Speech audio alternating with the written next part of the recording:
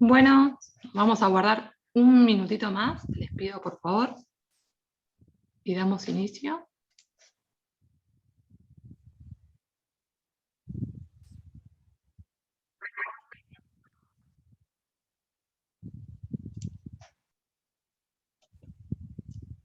Bueno, ahora sí, que ya estamos todos. Buenas tardes a todos, todas y todes. Mi nombre es Ariadna Rapoport, soy subsecretaria de Bienestar Estudiantil de Derecho y una de las coordinadoras de la Diplomatura en Géneros.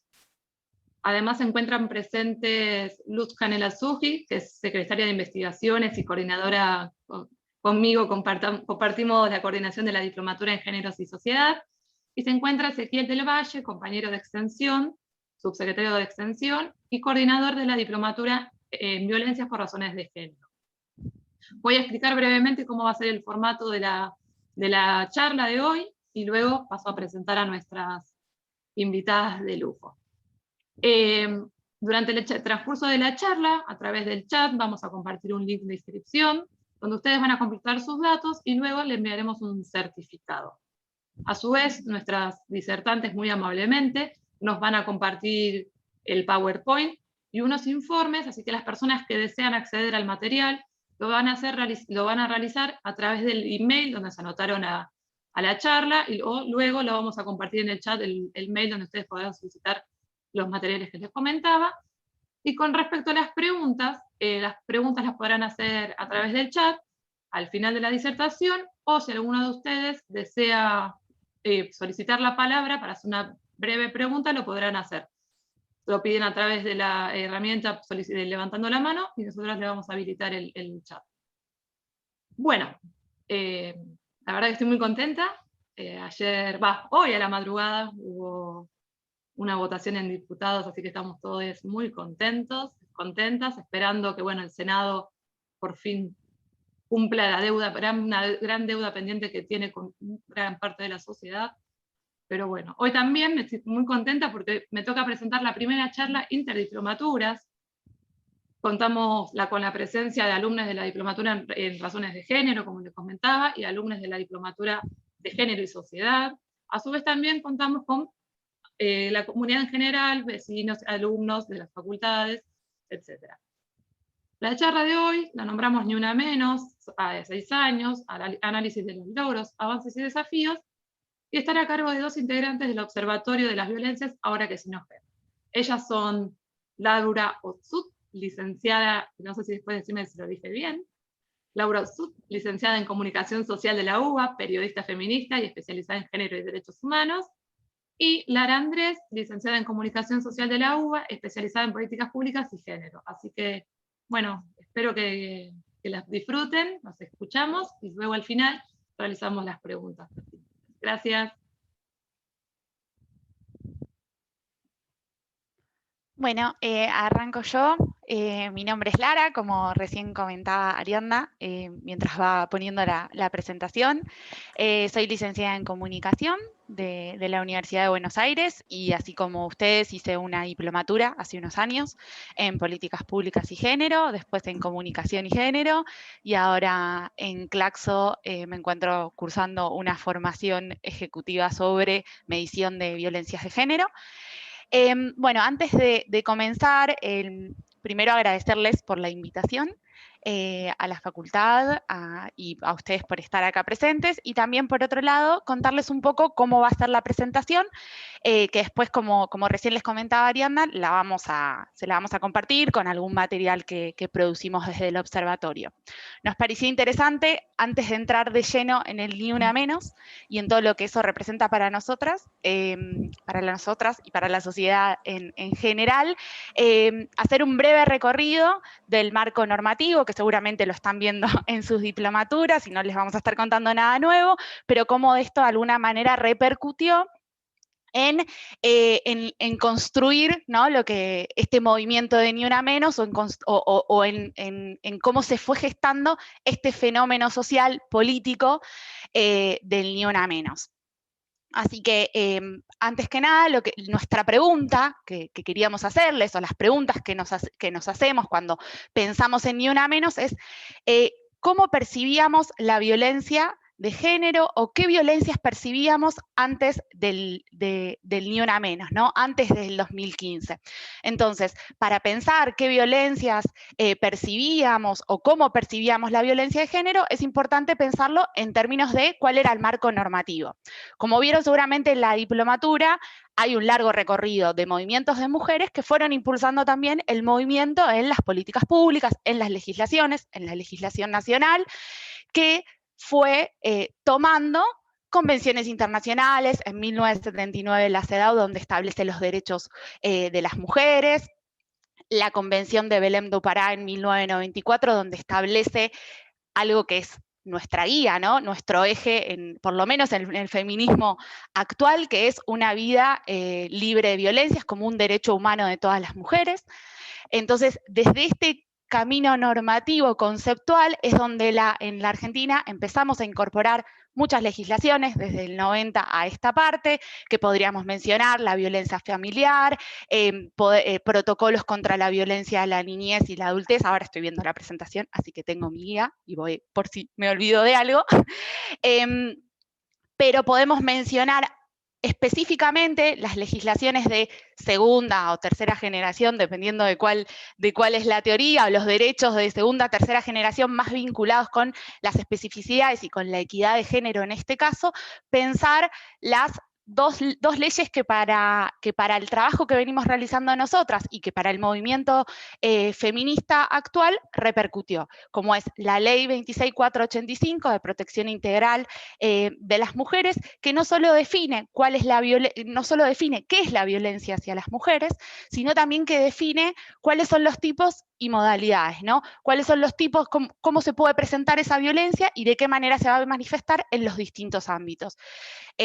Esto lo quiero pasar rápido porque seguramente lo ven en la diplomatura. Igualmente, si hay alguna duda, nos pueden preguntar o dejar alguna pregunta y lo vamos charlando más en profundidad después. Pero nos parecía importante mencionar esto, porque esto pareciera, este movimiento es tan grande, es tan dinámico, pero es apenas hace unos años en la historia, digamos, universal, que pudimos legislar sobre qué es la violencia hacia las mujeres. Y es más, si lo pensamos un poco, hasta ya quedó viejo el término, ¿no? Porque se decía violencia hacia las mujeres y hoy en realidad estamos hablando de violencia de género o violencia basada en razones de género, ¿no? Ya del 2009 a esta parte podemos decir que ya hasta hubo un movimiento en lo que exigíamos, ¿no? O en lo que concebíamos como violencia hacia las mujeres. Bueno, y algo que es de alguna manera crucial en la construcción de sentidos es, a partir del 2012, la modificación del Código Penal para criminalizar los homicidios, y ahora explico un poco esto, los homicidios relacionados con la violencia de género. La mujer que fue asesinada en contexto de violencia de género, que mediare la violencia de género, estoy parafraseando lo que menciona la modificación del Código 80, del Código Penal. Y esto, lo importante a remarcar, es que es una modificación del Código Penal, que acá están los derechos, yo no me quiero hacer la especializada en derecho, pero lo que sí podemos decir es que trabaja sobre algo que ya fue un hecho consumado, ya es un delito, ¿no? No previene. Lo que desde por lo menos los movimientos feministas podemos decir es, esta modificación lo que hizo, aunque sea, es reparar, porque repara al poder reconocer este hecho, ¿no? Al reconocer este delito, el asesinato de las mujeres por razones de géneros.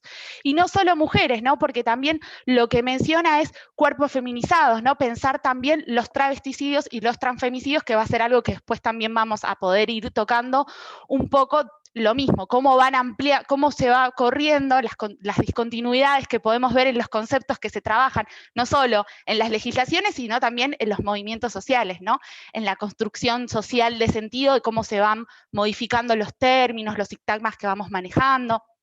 Entonces podemos ver esta modificación del Código 80 que incluye la figura del femicidio como un agravante, no como una figura aparte, sino como un agravante, que es agravar la pena por esta condición, que se entiende que media un contexto de violencia de género, que también incluye el tema de los femicidios vinculados, que es algo que también analizamos en nuestros registros de nuestro observatorio, que es cuando una persona, para causarle sufrimiento a otra, comete también un delito, ¿no? O tal vez aquellas personas que están en la línea de fuego, así también lo llamamos, y que terminan siendo víctimas del femicida. Entonces, bueno, estas dos leyes de este milenio, ¿no? Podemos decir que son las que más impactaron en nuestra agenda social, por decirlo de una manera. ¿Por qué? ¿Los femicidios siempre existieron? Es algo que a veces también inclusive nos hacen preguntas, por ejemplo, en los medios. ¿Los femicidios siempre existieron o es una cuestión de ahora? No, bueno, podemos decir que los femicidios siempre existieron, obvio que siempre existieron.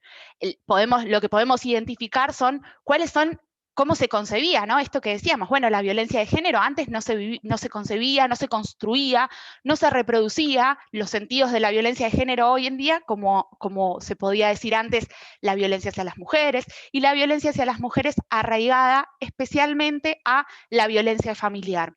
Y esto me da pie, digamos, a la otra diapositiva, que tiene que ver principalmente con cómo vivíamos el Ni Una Menos, cómo vivíamos antes del Ni Una Menos el tema de las violencias de género, ¿no?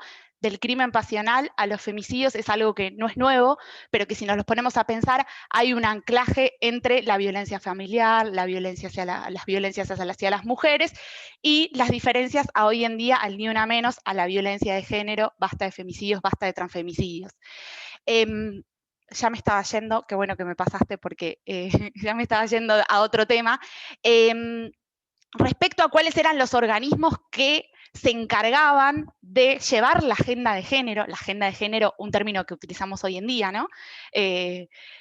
¿Cuáles eran los organismos? Bueno, desde 1992 existía el Consejo Nacional de la Mujer, que fue el primer organismo institucional de alcance nacional que tenía el tema de la implementación de políticas públicas, principalmente después de la Convención de Belén do Pará, donde obliga a los estados a implementar políticas públicas, a construir estadísticas, a implementar medidas de acceso a la justicia para las mujeres. Y como dice el slide, funcionaba bajo el Consejo Nacional de Políticas Sociales, que era del Ministerio de Desarrollo Social.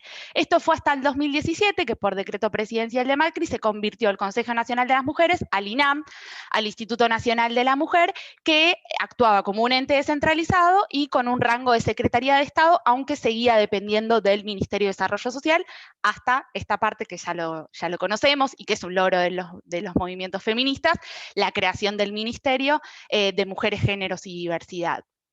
Esto es un poco, digamos, como la previa al Ni Una Menos, o cómo se fue gestando el Ni Una Menos en términos de políticas públicas, en términos de legislaciones y en términos de cómo estaba jerarquizado el tema desde el Estado, ¿no? Entonces, a partir de esto es preguntarnos qué tipos de violencias percibíamos, que siempre existieron los femicidios. Entonces, si bien siempre existieron los femicidios, no se comunicaban así, no se entendían así conceptualmente.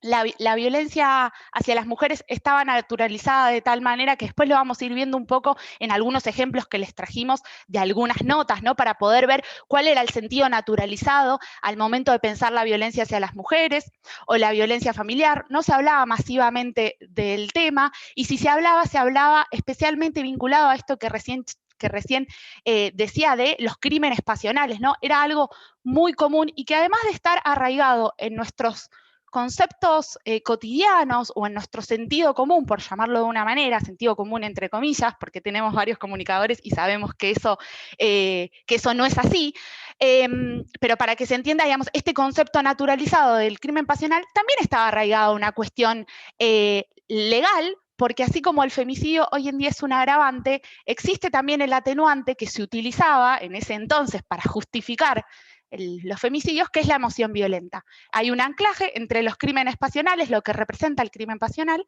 y la emoción violenta, ¿no? La ira del agresor desatada por un impulso externo, y después lo vamos a ver cómo eso permitió la construcción de la mujer víctima, pero también responsable de esa ira del agresor, ¿no? Y que lo vemos hoy en día también en algunas noticias.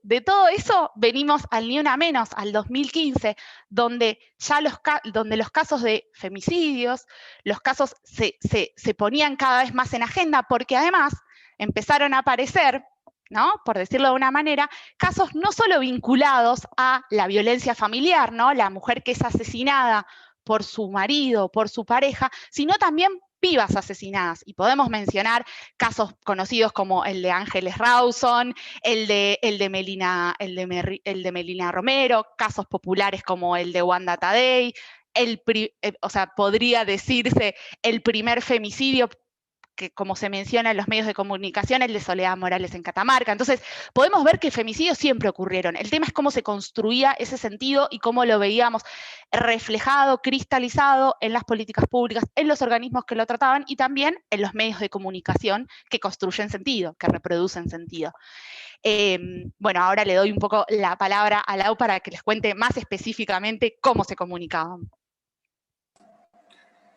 Bueno, en todo este recorrido, también nosotras como comunicadoras le damos como mucha pelota e interés a cómo los medios de comunicación trataban antes los femicidios, pero también cómo los tratan ahora, y qué cambios hubo a partir del primer Ni Una Menos. Porque entendemos también que todos los discursos que circulan socialmente muchas veces se construyen a partir de los discursos de los medios masivos de comunicación, que son quienes acercan esa información y que construyen un sentido, y que fueron responsables también, ¿no?, de toda esta naturalización de la violencia machista que se vive hace siglos. En primer lugar, algo que nosotras veíamos, y muchas comunicadoras igual también lo veían, comunicadoras feministas, es que cómo se representaba la violencia de género, más que nada el punto más extremo de la violencia machista, que son los femicidios. En primer lugar, veíamos una espectacularización de los femicidios. Esto tenía que ver con el femicidio, el hecho del crimen, como si fuera un espectáculo, que llamara la atención, que muchas veces estaba puesto como una novela que era desarrollada por entregas.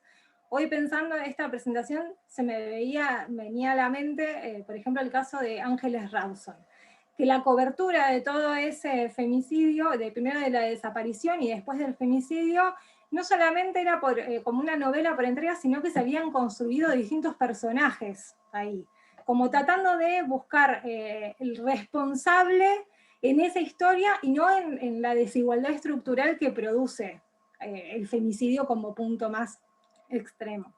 Y esta espectacularización también lo que tiene es que se ahonda en los detalles y en el morbo. Y esto tiene que ver muchas veces con que ahora más o menos se abandonó, o se trata de abandonar, la consulta a fuentes policiales, que en muchos de los casos son los que venden después también, por ejemplo, las fotos de las escenas de femicidio y también de los cuerpos de las mujeres asesinadas.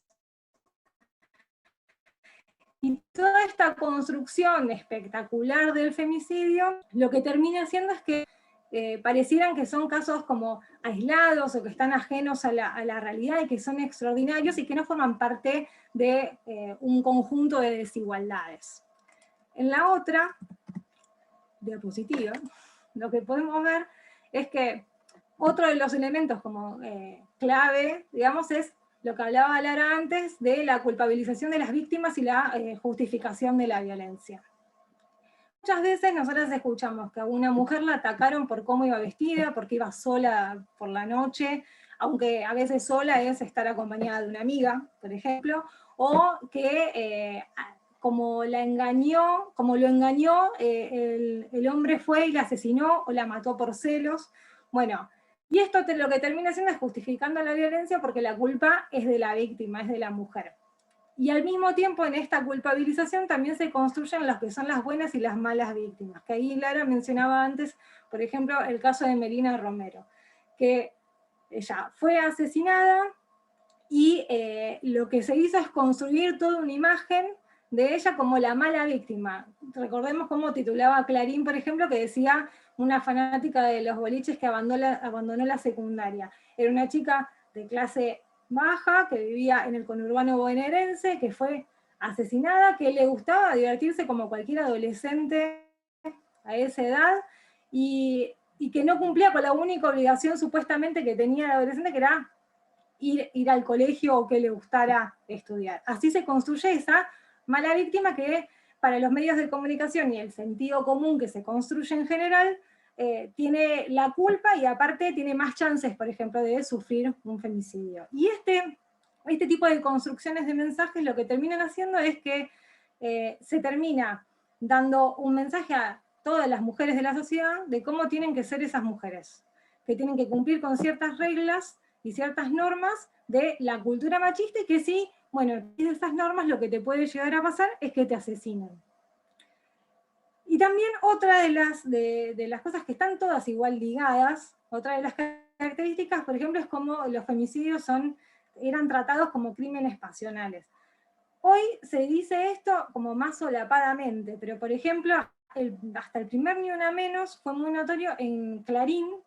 Dejaron de poner en la sección crimen pasional o ponerle en la volanta crimen pasional a los femicidios y empezaron a ponerlo como lo que es un femicidio. Siempre antes se asociaba también a esta cuestión de que el crimen pasional tiene que ver con un problema entre la pareja y que es un problema íntimo, que es privado, que nadie debe meterse y que no forma parte como de este entramado de desigualdad vamos sufriendo mujeres y también diversidades sexuales durante toda nuestra trayectoria en la vida. Clary, te dejo la palabra.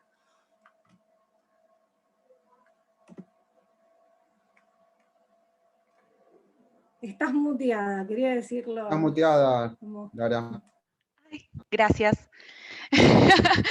La frase de cabecera en este último año, ¿no? Bueno, perdón. No, lo que venía diciendo es, a partir de toda esta construcción de sentidos que venía mencionando Lau y de cómo fuimos de culpabilizar a las víctimas de los crímenes pasionales, ¿qué pasó para el Ni Una Menos, ¿no? ¿Qué tuvo que pasar para el Ni Una Menos o cómo fue que se gestó? Esto fue el puntapié, empezar a ver los casos de pibas asesinadas. A partir del 2012 la modificación del Código Penal llevó a que los medios empiecen a repensar la forma en que comunicaban los casos de asesinatos de mujeres, pero podemos decir que hay muchas causas por las cuales surgió el primer Ni Una Menos, ¿no? La primer gran movilización. Claro, bueno, esto era un poco lo que recién Lau les estaba contando como los ejemplos, ¿no? de cómo titulaban en ese entonces, ¿no? Y que cómo titulan en realidad los que estudiamos comunicación sabemos que hay una circulación social de sentidos, ¿no? Que esto también está cristalizando lo que se piensa, lo que se dice, el imaginario de la sociedad. Entonces, bueno, volviendo a qué pasó para el Ni Una Menos, podemos decir que hay una multiplicidad de causas, ¿no? De dónde venimos, las legislaciones que impulsaron cambios en la forma de pensar, en la forma de hablar, pero el puntapié inicial o lo que impulsó, sin duda, fue un caso de femicidio. El caso de Chiara Páez, el 10 de mayo, en Rufino, Santa Fe, fue el disparador de la convocatoria porque generó una indignación generalizada en toda la sociedad.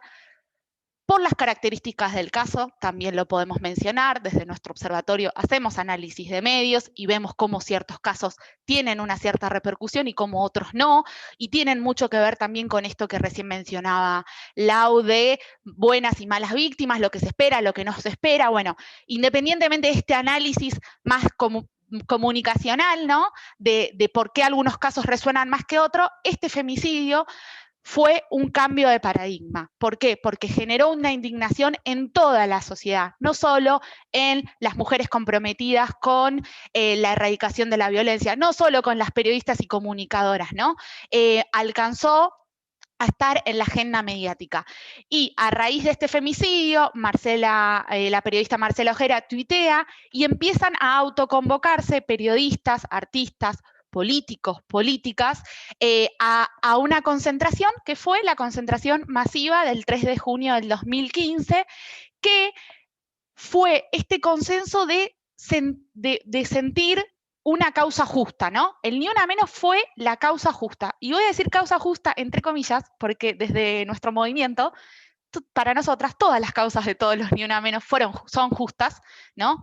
Y todas tienen consignas que tienen que ver con deudas históricas a las mujeres y disidencias de nuestro país. Lo que puede ser interesante es la hipótesis que les voy a contar después de cómo va cambiando este consenso generalizado. El primer Ni Una Menos estuvo fuertemente arraigado a basta de femicidios, basta de matarnos, vivas nos queremos. Se empezó a construir esto de vivas nos queremos. Estaba arraigado a algo que se venía viendo, que es la punta del iceberg, que es la violencia más extrema, que son los femicidios, que es la violencia física, que es la violencia más visible, ¿no? Entonces, hubo un consenso, hay un consenso hoy en día, ¿no?, de que los femicidios está mal, que pegarle a una mujer está mal, cuando antes del Ni Una Menos estaba más naturalizado cierto tipo de violencia, o estaba anclado a algo del asunto privado donde no nos metemos. Entonces, el Ni Una Menos, movilización como salida a las calles, también pone en las calles, pone en lo público algo que parecía ser del ámbito privado. Que parecía ser porque no sucede solo en el ámbito privado y no tiene que ver con cuestiones personales o del ámbito privado familiar, sino que está anclado en desigualdades sociales. Y cuando digo consenso general, es consenso general, es Susana Jiménez con ese cartel, ¿no? Susana Jiménez, periodistas, cómicas, actrices, podemos ver el amplio, y no pusimos las fotos de los políticos y políticas porque teníamos un ratito para reírnos, pero no las pusimos. Preferimos entender el consenso generalizado en estas imágenes donde inclusive el hashtag de ese día, y que está en el documento en el manifiesto del primer documento de Ni Una Menos, era de la foto a la firma, que era de todas las fotos con el cartel, firmemos el manifiesto de reclamo al Estado.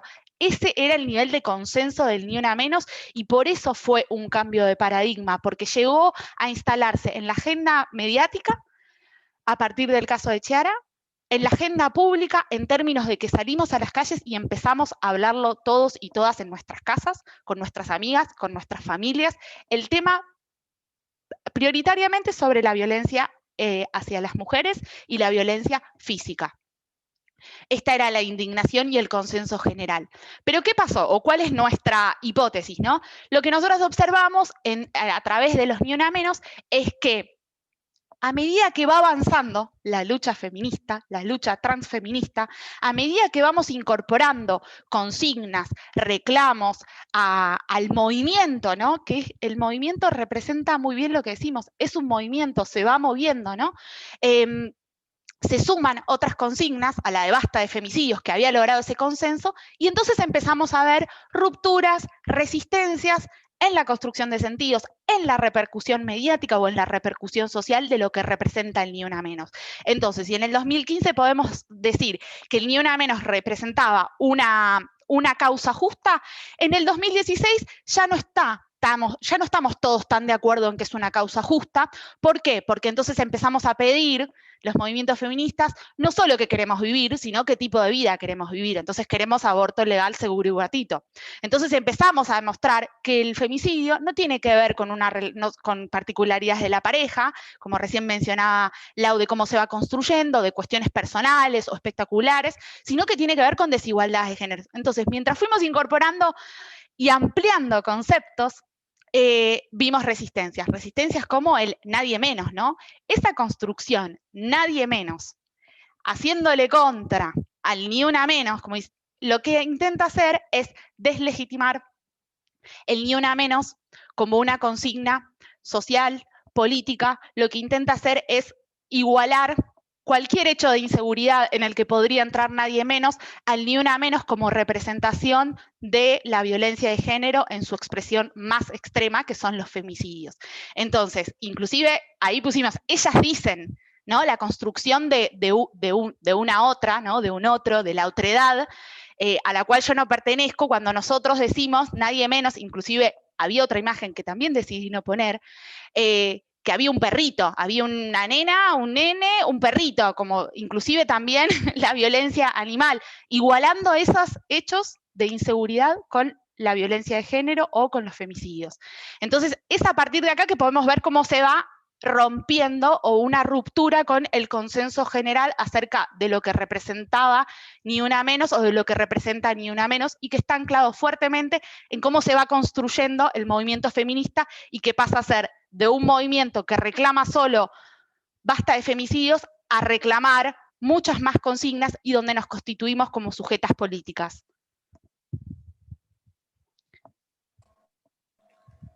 Bueno, en el 2017, esto que estaba contando Lali, se hace como muchísimo más visible y el quiebre ya se empieza a ver de forma como más notoria.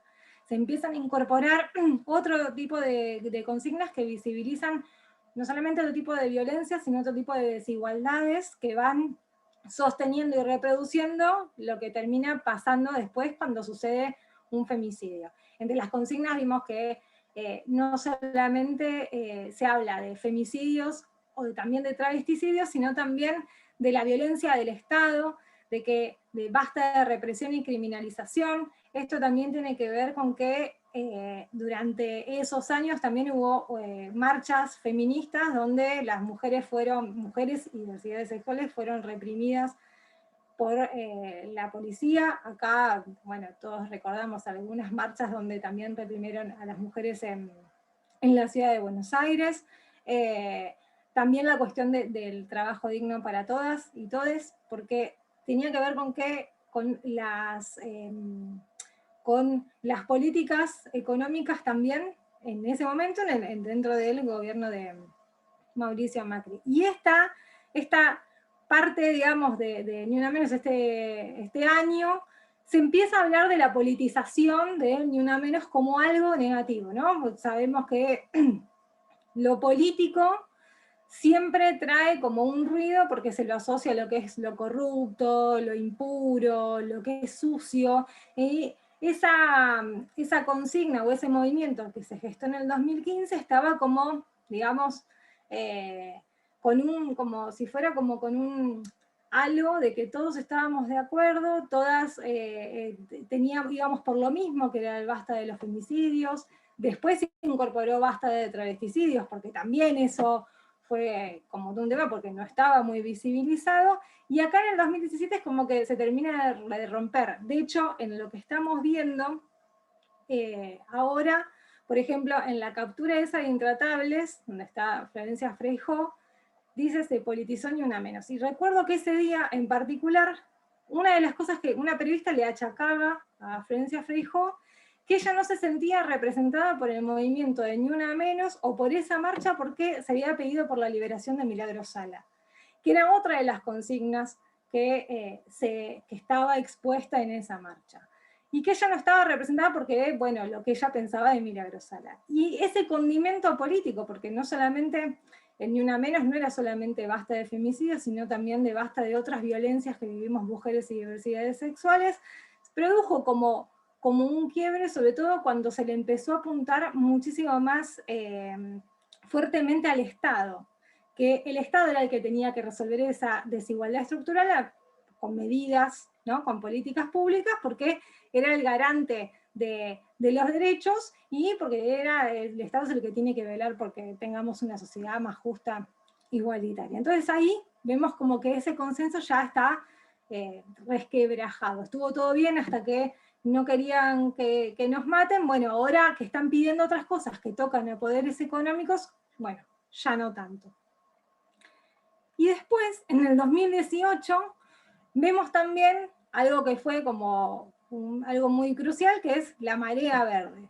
Entra ahí el reclamo por el aborto legal, seguro y gratuito, y empezamos a decir que sin aborto legal no hay Ni Una Menos. Esto también es muy importante, primero porque se pone en la agenda política y mediática la legalización del aborto, que era un tema que si bien hace muchos años el feminismo estaba luchando, sin embargo seguía siendo un tabú y no aparecía en ningún medio de comunicación. La gente estaba muy reticente en hablar, había como, obviamente, posiciones encontradas al respecto. Y por ejemplo, los medios de comunicación y los políticos en particular señalaban que había un quiebre por esto, por exigir por aborto legal, seguro y gratuito, que en realidad era una excusa porque ya se había dado un año antes, en el 2017, donde se empezó a apuntar al Estado, que el Estado era responsable y que nosotras sufrimos un montón de opresiones, desigualdades, y nos violentan porque también tiene que ver con políticas públicas que no se hacen, políticas económicas, como por ejemplo las políticas neoliberales que estaban vigentes en ese momento, que empobrecen e impactan muchísimo más en mujeres y diversidades sexuales. Entonces, como lo que se va viendo es que con el correr del tiempo, los reclamos lo que hacen es apuntar al Estado, a la forma también de ejercer el poder, y a los poderes económicos que, aparte obviamente, son machistas y patriarcales. Ese año ganamos la calle con el reclamo por el aborto legal, seguro y gratuito. En junio de ese año se votan diputados de forma favorable, pero bueno, en agosto los senadores lo rechazan, ya sabemos qué pasó después el año pasado, por suerte. Pero bueno, fue como un momento muy importante porque se pudieron instalar reclamos que hasta hace unos años hubiera sido impensado. Y en el 2019 directamente, ya con el aborto y la discusión del aborto ya en la agenda pública, seguimos reclamando al respecto, y aparte era un año electoral, eran las elecciones presidenciales.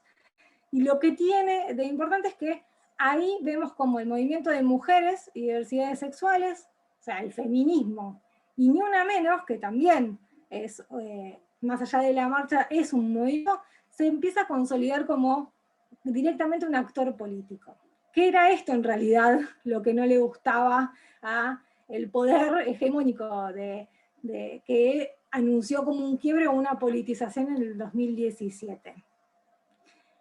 Y se empiezan a visibilizar otras cosas, como por ejemplo el ajuste que estábamos viviendo también mujeres y diversidades sexuales, los niveles de pobreza que impactaban muchísimo más a nuestro colectivo, y se empieza a exigir muchísimo más al Estado, que el Estado se responsabilice con más presupuesto estatal para políticas públicas de igualdad de género, que se reconozcan las tareas de cuidado, que hoy decimos, bueno, es algo que muchos hablamos del tema, muchas, o que se habla comúnmente y nos hace ruido esa desigual distribución, pero hasta el 2018-2019 no era tan común hablar del tema.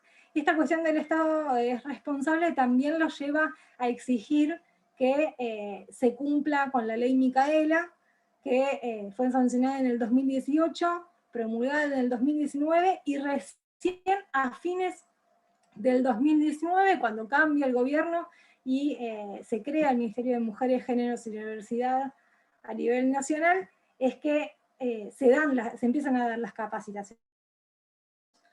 Que esas capacitaciones, que son para los 3 poderes del Estado en perspectiva de género, todavía seguimos exigiendo, por ejemplo, que el Poder Judicial se comprometa y que tome estas capacitaciones, que vemos que sus políticas o medidas que toman para proteger a las mujeres y diversidades sexuales no son muy correctas, y o sea, son como una apología del machismo, digamos.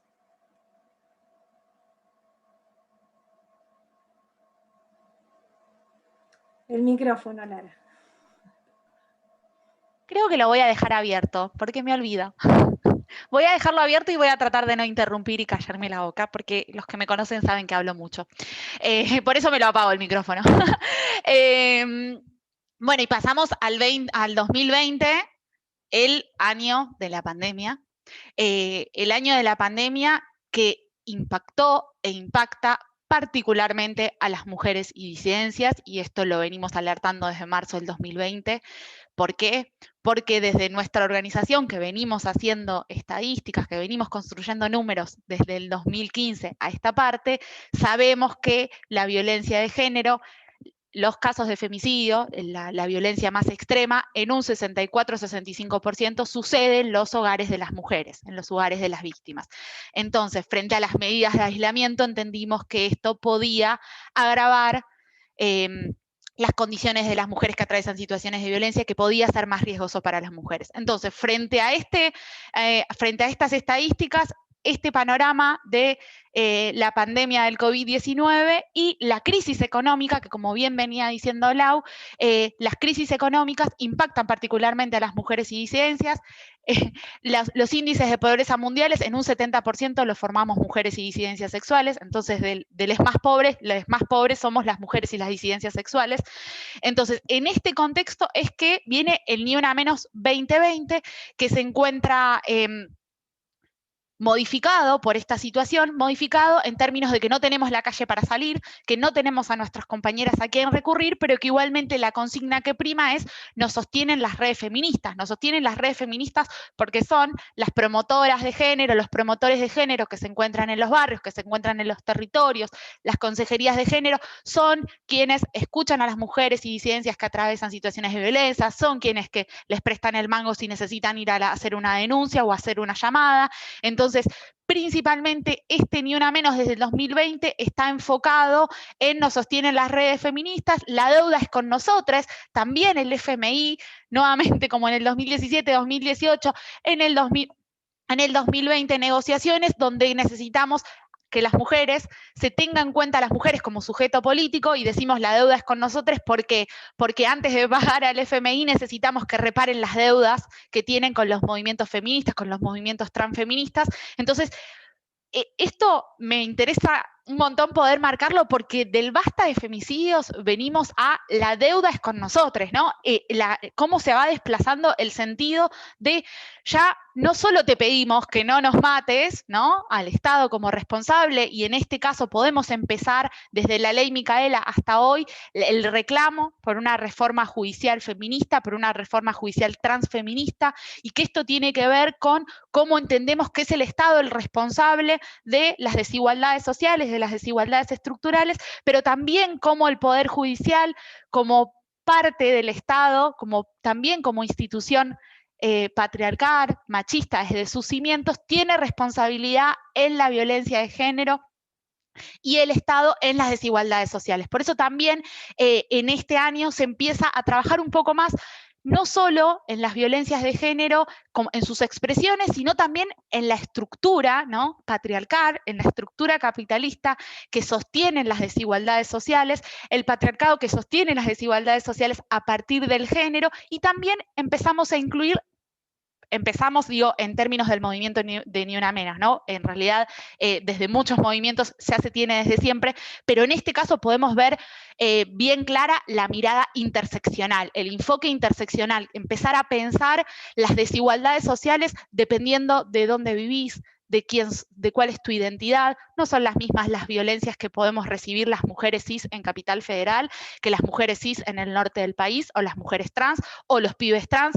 Poder entender, tener una mirada interseccional para poder ver cuál es el cruce entre todas las desigualdades sociales, y esto apunta principalmente a comprender la violencia de género, no solo como el caso de femicidio, sino todas las otras desigualdades que llevan a esa expresión más extrema. Entonces, algunas de los reclamos en el 2020 se puede ver el derecho a la tierra, el derecho a vivir una vida digna, conectividad, entendiendo también el contexto de aislamiento, ¿no? Nos sostienen las redes feministas, bueno, Ni Una Menos, vivas, libres y desendeudadas nos queremos. Hay una fuerte, desde el 2017 a esta parte podemos ver una fuerte impronta en los reclamos de Ni Una Menos con el acento económico, ¿no? Porque entendemos que necesitamos los recursos materiales para poder realmente transformar la vida de las mujeres y disidencias. Y en el 2021, acompañado de esto también, hace este hincapié particular, pero algo que, si bien viene apareciendo, pero de una manera más marginal, y podemos hoy contar este logro de la ley de cupo laboral trans travesti, es como estuvo siempre la lucha por el colectivo trans travesti, no alcanza la agenda mediática, como tal vez sí en las calles, pero no en lo mediático, y eso también lo podemos contar desde lo que hacemos en nuestra organización, que hacemos un relevamiento de femicidios, y no podemos construir cifras sobre los casos de transfemicidios o transvesticidios, porque nuestras fuentes son los medios de comunicación, y los medios de comunicación no se dan por aludidos por las violencias o las desapariciones o las discriminaciones de las personas trans travestis. Entonces, que el Ni Una Menos de este año, una de sus primeras consignas sea las vidas trans importan, basta de femicidios, pero basta también de travesticidios y transfemicidios, incluye también corrernos de la hegemonía binaria también dentro del movimiento feminista. Conquistamos el derecho al aborto legal, seguro y gratuito en el 2020, también era un reclamo en el 2020, este año en el 2021 fue un logro, lo que se reclama es la implementación efectiva, ¿no? Sabemos que todavía hay jueces que ponen fallos para que no se logre implementar la ley, y otro factor que me parece interesante también destacar es cómo del Ni Una Menos del Congreso en el 2015 vamos a incluir en nuestro Ni Una Menos también reclamos por nuestras compañeras y compañeros latinoamericanos, ¿no? ¿Por qué? Porque la marea violeta del 2015, la marea verde del 2018 hizo también que llegue a toda una marea, ¿no? Un fantasma recorre América Latina y es la marea verde y la marea violeta, que son los feminismos, los transfeminismos, que están llevando distintas disputas, y también identificamos, ¿no?, las luchas de compañeras, las compañeras colombianas con las violaciones que están teniendo en estas crisis, en estas últimas movilizaciones, los feminicidios en México, las violaciones que sufrieron por los carabineros las compañeras en Chile. Este factor regional también contribuye a esta consolidación del movimiento feminista, del movimiento Ni Una Menos, como un actor político. No es solo basta de matarnos, sino que también estamos articulando regionalmente para llegar realmente al objetivo, que es una vida libre y sin violencias, ¿no? Y entenderlo nuevamente como un problema estructural. No es una cuestión solamente de Argentina, sino que tiene que ver también con una cuestión social, y que como América Latina también hermanarnos en algo que sufrimos, que es las desigualdades económicas, sabiendo que esto impacta particularmente a las mujeres y disidencias. Entonces, estos 2 últimos años podemos ver, de pandemia, lamentablemente, podemos ver estos logros, estas consignas fuertemente ancladas a lo económico y también a lo regional, a las luchas latinoamericanas.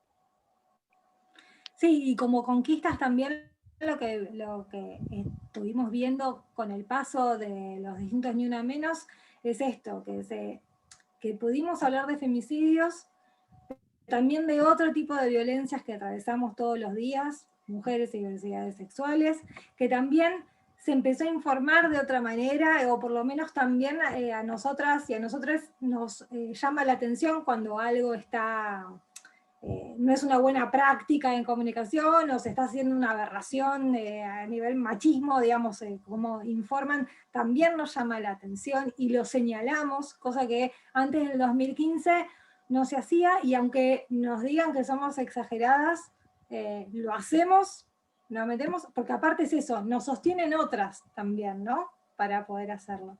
También logramos que se institucionalice la problemática de género, y se logró crear el Ministerio de Mujeres, Géneros y Diversidades a nivel nacional, pero también hay otros ministerios a nivel provincial, por ejemplo la provincia de Buenos Aires, y también a nivel municipal, y por ejemplo hasta el Ministerio de Economía tiene una dirección de Economía, Igualdad y Género, y esto no es solamente un nombre o crear una secretaría o un ministerio, sino que para lo que sirve es para poner en agenda un montón de temas que si no, no se tratarían, y para crear políticas públicas con perspectiva de género, o en realidad crear políticas públicas que sean inclusivas para todos, para todas y para todes, no solamente la cuestión de, bueno, le pongo un poquito de perspectiva, sino las pienso para que estemos todas incluidas y que se reduzca esa desigualdad.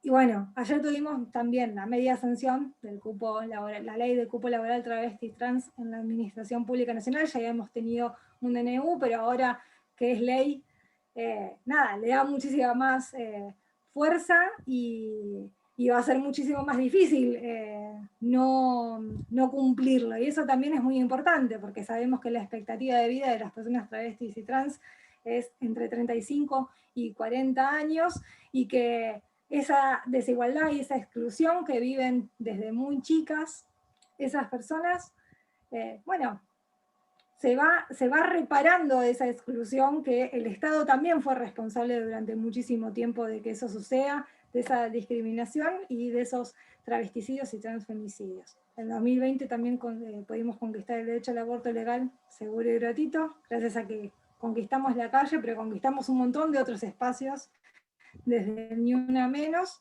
y también lo que hablábamos antes de que se pusiera a partir de Una Menos en agenda, el tema de la desigualdad en la distribución de las tareas de cuidado, que se ponga en agenda del Estado y que se piense cómo hacer políticas para que las mujeres y feminidades sufran menos esa desigualdad que después repercute en no poder acceder a trabajos formales, a tener menos salarios, a sufrir de distintos tipos de desigualdades económicas.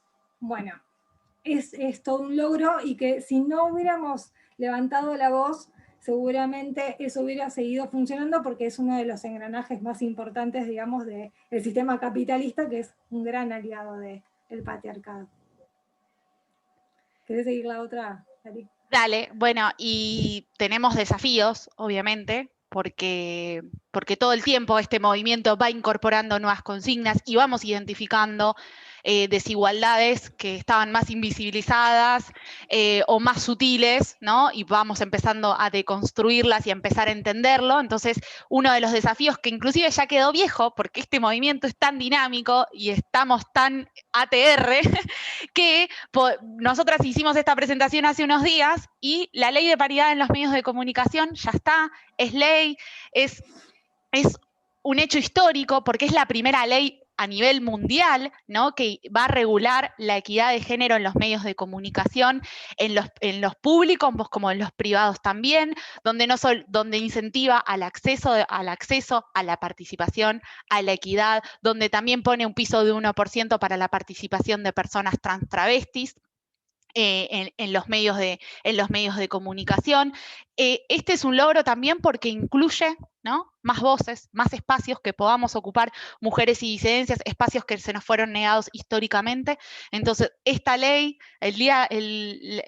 la sesión, digamos, de hoy fue histórica en términos de que repara y reconoce deudas históricas a las personas trans travestis, haciendo una ley de inclusión laboral, y a las mujeres y disidencias sexuales para poder incluir un piso de participación en los medios de comunicación, espacios históricamente resignados para las mujeres, que son los medios, ¿no? Del 64% de las carreras de comunicación somos mujeres y no trabajamos en los medios de comunicación. Ley Micaela para los medios y reforma judicial transfeminista. Eso es algo que nos falta. La ley Micaela la tenemos legislada. Del papel tenemos que llevarla a la realidad. Tenemos que llevar que la legislación, que la igualdad legal pase a ser una igualdad en los hechos, ¿no? Entonces, la ley Micaela existe, necesitamos la efectiva implementación, y cuando decimos reforma judicial transfeminista es ir un paso más. Tenemos una ley de capacitación en perspectiva de género para todos los funcionarios del Estado, para los 3 poderes del Estado, pero entendemos que esa no alcanza con una capacitación. Necesitamos una reforma de esas estructuras del Estado que no se sienten aludidos por este cambio social y que necesitan la concientización sobre las violencias de género, sobre las desigualdades sociales, sobre la interseccionalidad que veníamos hablando recién. Entonces, la reforma judicial transfeminista viene a transformar estas estructuras particularmente en el Poder Judicial y en las fuerzas de seguridad, que es donde vemos todavía resistencias a incorporar la mirada de género, este enfoque de género que venimos diciendo. El efectivo cumplimiento del cupo laboral. Bueno, ahora tenemos media sanción, teníamos el cupo por decreto, tenemos media sanción, no solo queremos que sea ley con la otra media sanción, sino también que se reglamente y que se cumpla. Y después, algo vinculado al cupo laboral trans y algo que veníamos mencionando recién, los femicidios, tolerancia cero a los femicidios quiere decir que ya a nadie le es indiferente los femicidios, lo vemos todos los días, lamentablemente, en el canal de noticias, en los diarios. Lo que me parece importante remarcar es que no así los casos de transfemicidios y transvesticidios. La desaparición de Tehuel no fue tocada por lo menos por los medios masivos de comunicación. Sabemos que hay medios alternativos, medios populares que que están más comprometidos con las luchas sociales, pero necesitamos visibilizar y sensibilizar sobre todas las violencias de género, también las violencias al colectivo trans y travestis, sin sesgos, sin discriminaciones, poder comunicar los travesticidios para que eso también nos permita entender la magnitud de esta problemática y poder construir cifras que ayuden a construir políticas públicas que realmente puedan salvarle la vida a las personas trans travestis. También otros de los desafíos que tenemos, pensando también en términos de interseccionalidad, en una perspectiva diversa, es la visibilización de la lucha de las mujeres y las diversidades indígenas, ¿no? La lucha de las mujeres no termina acá en General Paz o no termina en las distintas ciudades, sino que también tenemos problemáticas al interior del país, e incluir este factor económico del que veníamos diciendo, vivas nos queremos, pero ¿qué tipo de vida, no? Queremos la soberanía de nuestros cuerpos y también la soberanía de nuestras vidas, de tener un proyecto de vida autónomo. Entonces, para eso necesitamos soberanía alimentaria, salario mínimo universal, igualdad en el acceso a la tierra, igualdad en la vivienda. Todos estos reclamos son reclamos generalizados, pero que los estamos tomando en la agenda de género. ¿Por qué? Porque entendemos que la pobreza y las desigualdades sociales impactan particularmente a las mujeres y disidencias. Entonces, estos son algunos de los desafíos que pudimos mencionar cuando armamos la presentación. Si abrimos el micrófono, me imagino que podríamos charlar horas de todo lo que nos falta y de todo lo que por ahora no vemos, porque esta presentación también nos sirvió para ver cómo de la violencia física, que es lo más visible, pudimos identificar o se pueden ir identificando a través del movimiento nuevas violencias, nuevas desigualdades, que no son nuevas porque no hayan existido, sino que son nuevas porque las podemos ver, porque las podemos decir y porque las podemos reclamar. Entonces, este slide está particularmente como, tendríamos que haber dejado unos puntitos suspensivos para que ampliemos, ¿no? Y estas son las cifras que trabajamos en nuestro observatorio, solamente para que vean un poco cuáles son las infografías que hacemos. No ahondamos mucho en cómo fue la creación del observatorio, nos pareció tal vez más interesante pensarlo más en movimiento feminista y no especialmente en la creación del observatorio, pero al calor del primer Ni Una Menos fue que nació nuestra organización, que hacemos un análisis de medio para poder construir cifras sobre los casos de femicidios, pero no nos quedamos ahí porque entendemos que la violencia de género se representa de distintas maneras, con distintas modalidades, entonces tratamos de hacer otros estudios, otros informes, lo van a poder ver en nuestra página web, pero a 6 años de Ni Una Menos tenemos 1.717 femicidios, la lucha continúa. Sí, como que es importante también esto, que igual el movimiento feminista no abandona tampoco el reclamo de los femicidios, y los travesticidios y los transfemicidios, pero sí que también eso sea un reflejo de otro tipo de violencias que existen y que posibilitan que esto suceda.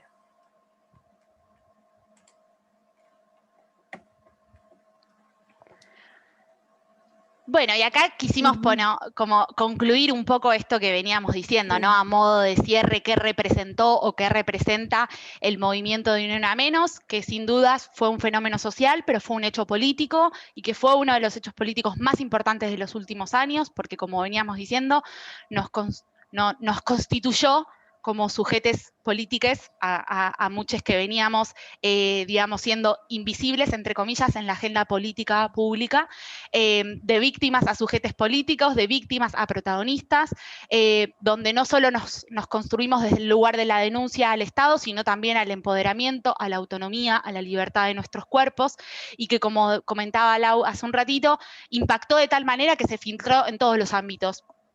No quedó como algo de nicho, no quedó algo como solamente de los movimientos feministas. El hablar de los femicidios, el hablar de las violencias, el hablar de las desigualdades en la distribución de las tareas de cuidado, el hablar de los abusos, de los acosos, llegó a todas las mesas de nuestros hogares, en mayor o menor medida.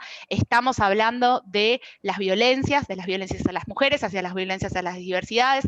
Entonces, estamos transitando este camino, este cambio de paradigma, de transformación, utilizando todas estas desigualdades históricas en motor de lucha, en motor de cambio, no solo desde la denuncia, sino constituyéndonos como sujetas políticas, sujetas para la transformación.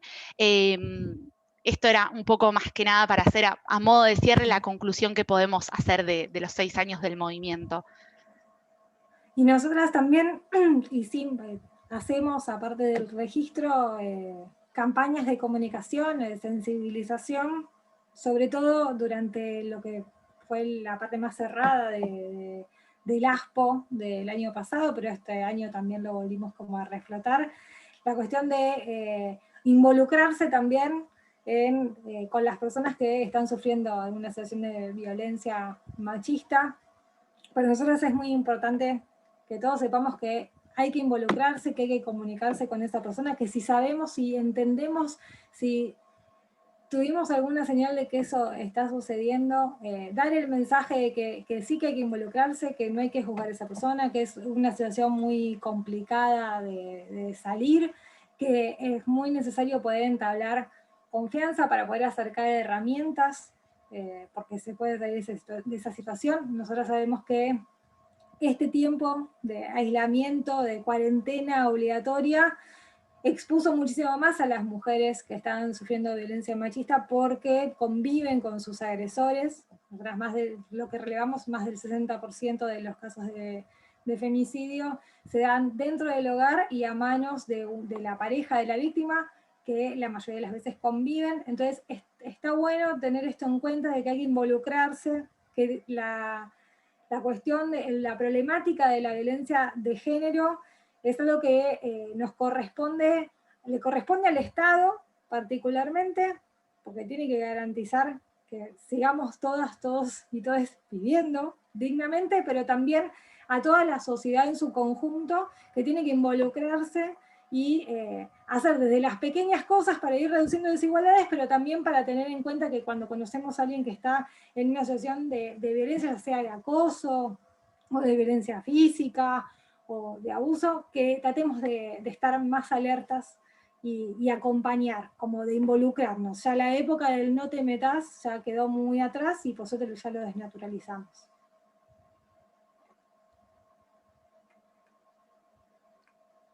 Sí, en ese sentido, aprovechar esta ocasión, ¿no? Hagan print de pantalla. Igualmente es algo que es reconocido, pero es importante siempre mencionar que si estás atravesando una situación de violencia o necesitas ayuda o contención, o inclusive también como persona del entorno, ¿no? Si conoces a alguien que está atravesando una situación de violencia, podés comunicarte a la línea 144. Desde el año pasado se ampliaron los canales, entendiendo también que el aislamiento podía ser inseguro y que a muchas personas que atravesaban situaciones de violencias no podían realizar llamadas. Entonces está un correo, hay un chat. Siempre marcar que la línea 144 es para ayuda y contención, para consultas. Si estás atravesando una situación de riesgo, llamar al 911. Que no importa la medida de aislamiento que esté vigente, las mujeres y personas que estén atravesando situaciones de violencia de género pueden salir de sus casas a cualquier horario a buscar ayuda, a buscar contención o a denunciar. Esto que veníamos diciendo, reforzar estos canales, les pusimos como un pequeño print para que vean con qué se podrían encontrar si encuentran por WhatsApp, para que sepan de una manera rápida si es que necesitan la ayuda. Principalmente esto que decía Lau, los tiempos de no te metas quedaron atrás, son tiempos de no estás sola, no estás sole, nos sostenemos, ¿no? Estamos. Y poder, siempre que conocemos a alguien que está atravesando una situación de violencia de género, poder acompañar, y aquellas personas que estén atravesando una situación de violencia, saber que pueden contar con sus entornos y que pueden contar con una línea de ayuda, con una línea de contención, como también pueden acceder a los mapas geolocalizados que están en la página web, donde van a poder encontrar también consejerías y organizaciones que te pueden acompañar si estás atravesando una situación de violencia. Y bueno, ya estamos, terminamos.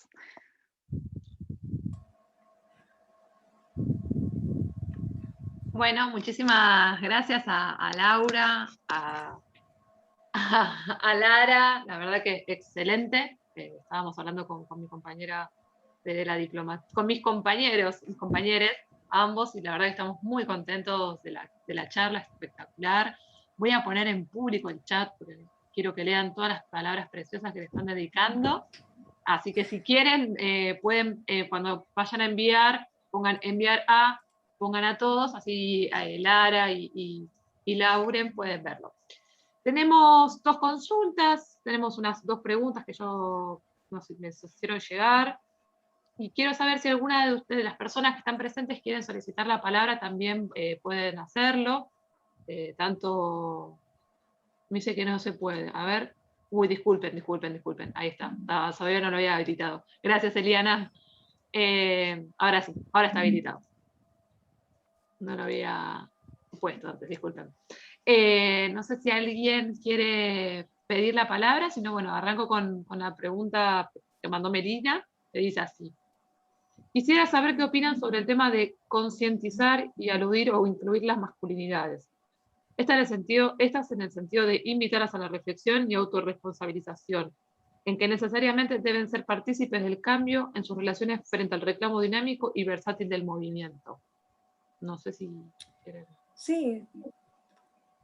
No, es muy interesante porque muchas veces, por ahí cuando hablamos nos concentramos en la lucha de mujeres y diversidades, pero no hablamos de masculinidades. Y en esta cuestión de que la responsabilidad también para erradicar la violencia machista y las desigualdades de género de toda la sociedad, bueno, de los varones también. Y está buenísimo poder pensar otro tipo de masculinidades que no sea la hegemónica, la que está estereotipada del varón fuerte, heterosexual, cis, que tiene que hablar, que tiene que imponerse frente a una mujer, que la mujer es objeto, que debe ser el macho. Hay que romper, estaría bueno romper desde ese lado, pero desde un lado de crítica o como de autocrítica dentro de las masculinidades de los varones. A veces está buenísimo que los varones cis vayan a las marchas, en su momento usen el pañuelo verde, pero es muchísimo más importante que rompan esas redes de complicidades que hay entre los mismos varones. Cuando no sé, se difunde una foto, uno le manda una foto íntima de una mujer, o no, pero se manda una foto de una mujer sin su consentimiento, cuando se acosa a una mujer y eso es aplaudido por el resto de los varones, como que también el ejercicio de la masculinidad tiene que ver con la mirada del otro varón. Entonces también romper es muy difícil porque también son años, o sea, miren todo lo que nos llevó también para desnaturalizar la violencia machista, a las mujeres que éramos quienes la vivíamos. Bueno, los varones también estaría muy bueno que ya hay grupos y hay colectivos que ya se están poniendo a ejercitar el tema y a charlar entre ellos, porque también es una cuestión de liberación para ellos, ¿no? Porque cuando uno vive encorsetado en ciertos estereotipos, es que lo que debe ser el mandato, eso tampoco está bueno. Lara, no sé si quieres agregar algo, si no le voy a ceder la palabra a Lucio. Les pido por favor que seamos breves con las consultas, así bueno, pueden preguntar más si alguna se anima. ¿Alguien se anima? A ver, Lucio, ahí te estoy pidiendo que habilites el micrófono. A ver, no, lo que vas a bloquear. Ahora sí. Ahora sí, ¿no?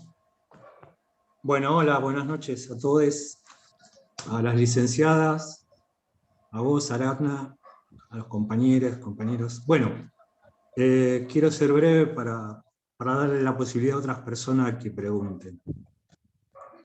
Con respecto al problema que subsiste desde hace tiempo por parte del Estado, yo por comentarios de amigos, amigas, cada vez que van a hacer la denuncia a la Comisaría de la Mujer, se encuentran con un problema más del que ya llevan. Entonces quería saber cómo pueden solucionar ese tipo de problema.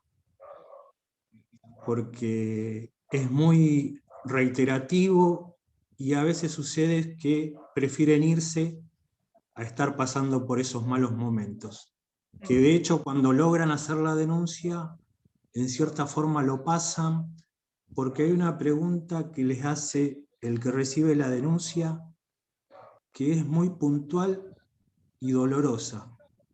¿Qué hizo usted para que su pareja actúe de esa manera? Y eso es una pregunta generalizada. Esa es una. Y otra, cuando el Poder Judicial, la Fiscalía o el tribunal que interviene, da las cautelares, las medidas cautelares, ya sea restricción, exclusión perimetral, custodia dinámica. ¿Quiénes controlan que se lleven a cabo todas esas medidas? Así que bueno, esas son las dos consultas.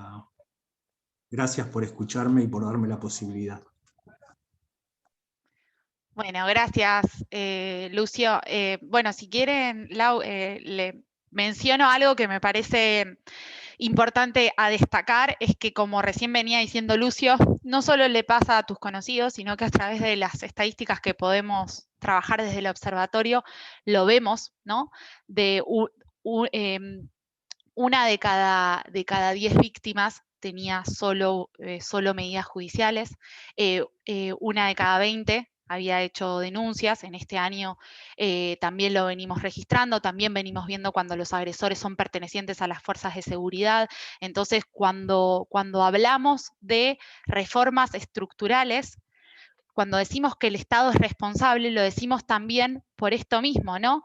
Porque las mujeres cuando intentan acceder a la justicia, cuando se acercan a una comisaría, si los ven con impedimentos, si la policía las revictimiza, si la policía también dentro de su plantel tiene agresores, podemos dar cuenta de la connivencia, ¿no?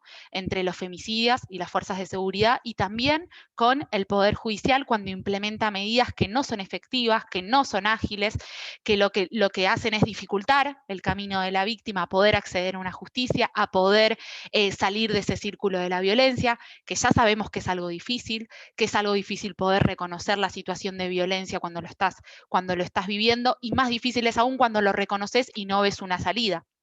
Entonces, para cambiar esto, entiendo que son múltiples los ejes, pero desde los movimientos feministas y desde nuestra organización, que lo sumamos también, es la reforma transfeminista, ¿no? La reforma judicial. Es algo que se viene hablando en todos los ámbitos políticos, pero nosotras le metemos el eje de género, porque necesitamos jueces, fiscales, que no descrean de las víctimas. Necesitamos también oficinas de violencia doméstica, de violencia de género que puedan atender, refugios que puedan ayudar a las mujeres, comisarías de la mujer que estén preparadas, que tengan ley Micaela, que estén capacitados en enfoque de género para que no pase esto que recién mencionaba Lucio de la revictimización, que al fin y al cabo es un poco lo que veníamos charlando también, ¿no? ¿Qué hiciste vos para desatar esa violencia cuando en realidad las mujeres somos víctimas de una cadena de desigualdades y los agresores no están haciendo más que lo que se espera de ellos, ¿no? Por eso muchas veces se ha escuchado o decimos son hijos sanos del patriarcado, porque es lo que se espera y que es por lo que están de alguna manera seteados. Y viene también de la mano con lo anterior que mencionaban de las masculinidades, ¿no?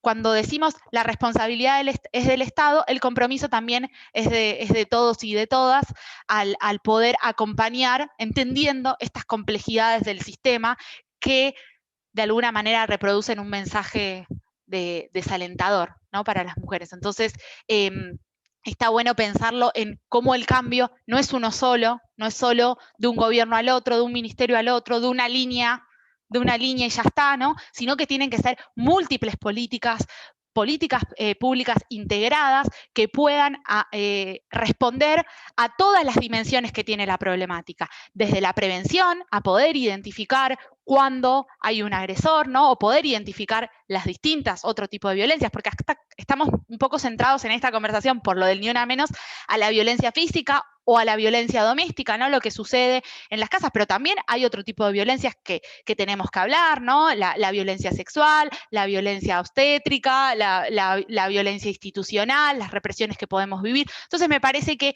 está bueno pensarlo en cómo realmente es el iceberg de las violencias, porque así vamos a poder entender que son múltiples las políticas que se tienen que diseñar para poder resolver la problemática de la violencia de género en su multiplicidad de manifestaciones.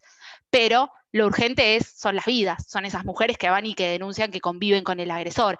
Entonces, políticas de prevención, y políticas de protección para aquellas mujeres que intentan acceder a la justicia y encuentran un mensaje desalentador o revictimizante o que descreen de ellas.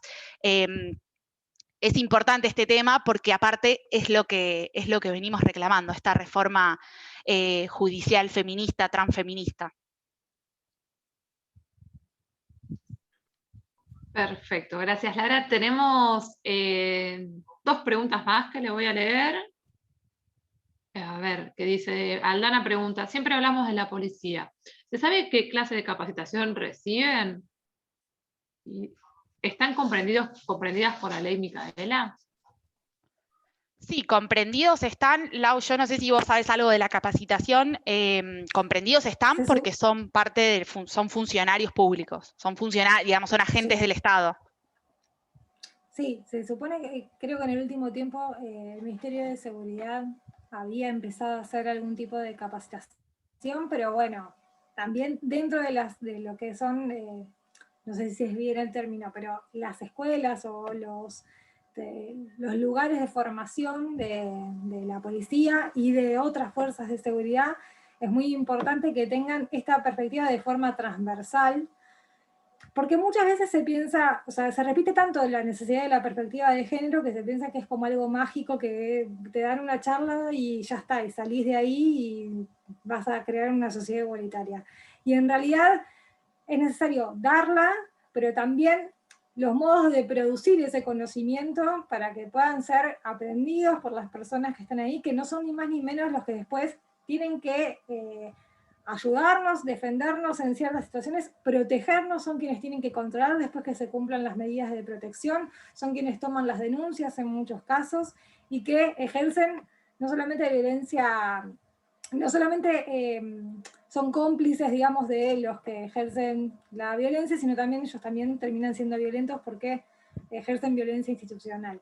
Entonces, es importante que durante todo el trayecto de la formación de las fuerzas de seguridad se dé no como una materia, sino que sea algo transversal, que se pueda comprender el fenómeno de la desigualdad de género y que se den herramientas también para recibir a las personas que van a denunciar, porque en muchos casos las violentan y en otros casos tampoco saben, ni tienen ni idea, ni saben el protocolo con el cual asistir a esa persona, y eso es una falla, obviamente, del Estado, que es a quien siempre le exigimos, y más dentro de las fuerzas de seguridad, y aparte también exigimos que cuando los agresores forman parte de las fuerzas de seguridad, se habilite, digamos, se ponga en práctica un protocolo que sea como mínimo retirarle el arma, ¿no? Porque tienen a disposición el arma fácilmente para poder asesinar a esa mujer que violentan. Bueno, esa también es otra de las cosas que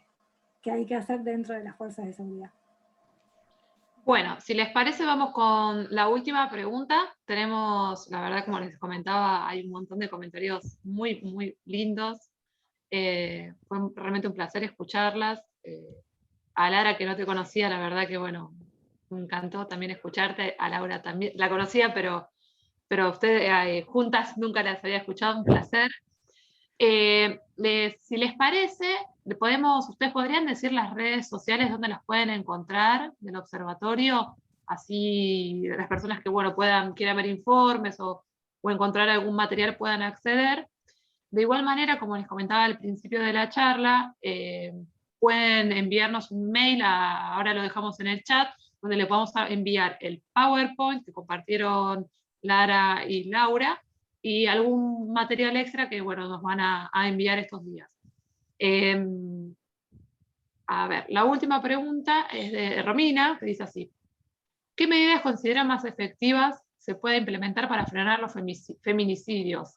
¿Falta políticas públicas efectivas? ¿La ley está vigente? ¿Qué falla? Yo voy a dar mi opinión personal, ¿no? Mi humilde opinión personal.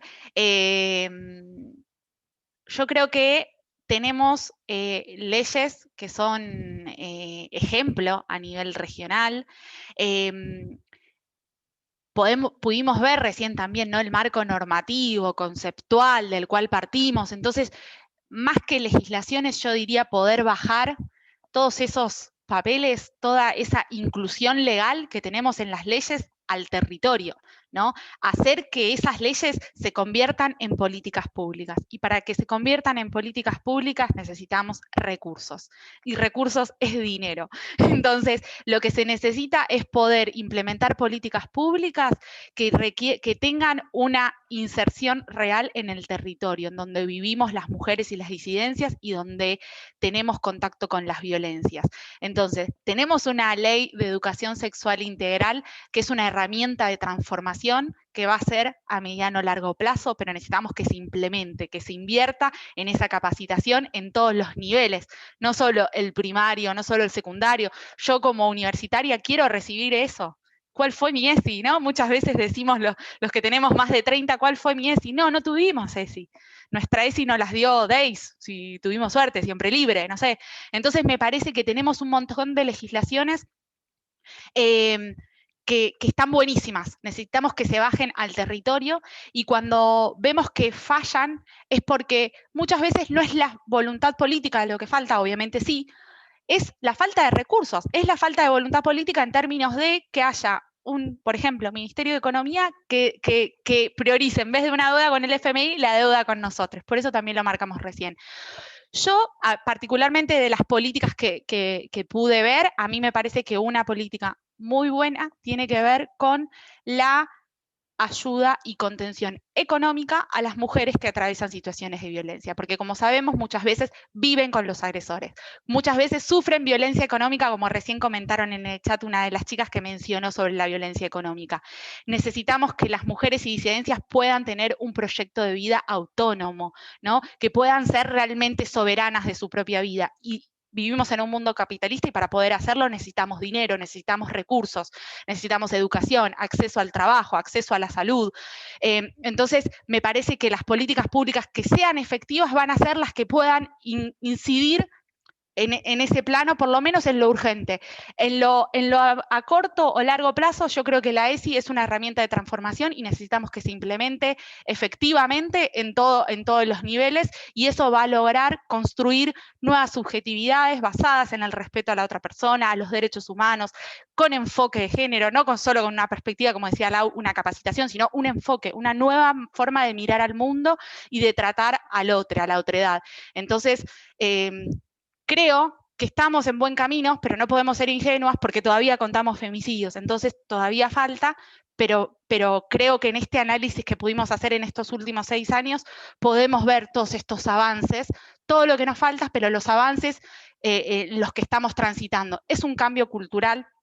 No es de un día para el otro, tenemos que cambiar la cultura, tenemos que construir lo que pensamos, lo que nos enseñaron, lo que nos dijeron, y por eso mismo el compromiso es entre todas y todos, todes, no alcanza solo con una política pública, alcanza con que nos comprometamos todos también como sociedad civil en poder dejar de discriminar por razones de género, en dejar de violentar, en dejar de agredir a las mujeres por razones de género.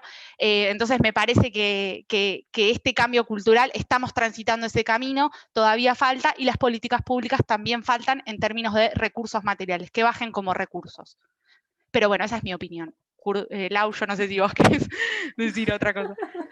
No, suscribo totalmente y creo que nada, que de a poco esos cimientos o toda esa estructura se va moviendo, de la estructura patriarcal y machista se va moviendo, y que, como siempre decimos, no se va a caer, lo vamos a tirar, y este es un gran espacio para empezar o para seguir, digamos, ese camino. Bueno, muchísimas gracias a las dos. La verdad que, repito, fue un enorme placer hoy viernes escuchar la terrible disertación.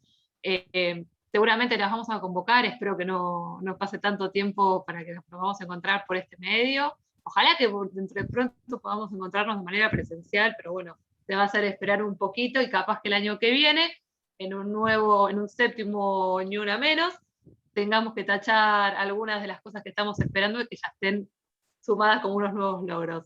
Y anotamos otras como desafíos. Siempre vamos a seguimos luchando. Y así que bueno, muchísimas gracias a todas, todos y todes por participar hoy. nada, les deseamos unas buenas noches y buen fin de semana. Chao, chao.